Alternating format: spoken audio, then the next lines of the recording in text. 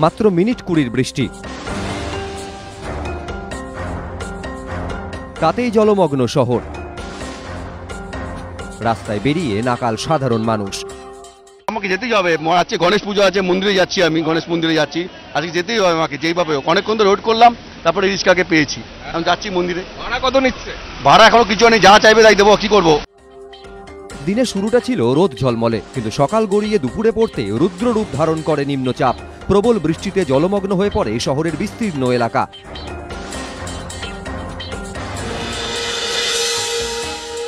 এমনিতেই অনেকক্ষণ ধরে বৃষ্টি হচ্ছে এবং বৃষ্টির সঙ্গে সঙ্গে গাড়ির গতি স্লথ হয়ে গেছে।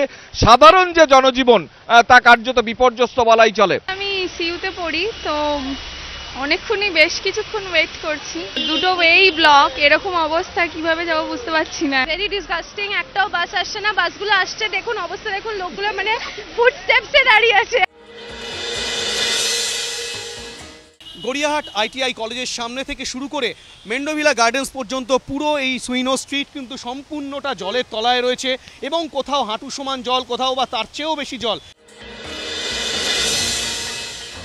যে বাড়ির রাস্তাগুলো রয়েছে সেই রাস্তাগুলো, প্রত্যেকটা রাস্তা কিন্তু এরকমভাবে জল জমে রয়েছে, তার মধ্যে দিয়েই ছাত্রছাত্রীরা তারা যাচ্ছে। এছাড়াও জলমগ্ন হয়ে পড়ে সেন্ট্রাল, ইএম বাইপাস। এছাড়া জল জমে যায় সল্টলেক, লালবাজার, মুক্তারামবাবু স্ট্রিট, ঠনঠনিয়া প্রভৃতি জায়গায়। যানজটে নাকাল হতে হয় Posta, Mahatma Gandhi road, central avenue, Rashbehari, Kalighat এলাকায়। তীব্র বৃষ্টির জেরে একটি কৃষ্ণচূড়া গাছ ভেঙে পড়ে লেক মার্কেট এলাকার 13 নম্বর বোমপাস রোডে। কেউ আহত না হলেও ক্ষতি হয়েছে একটি বাড়ির।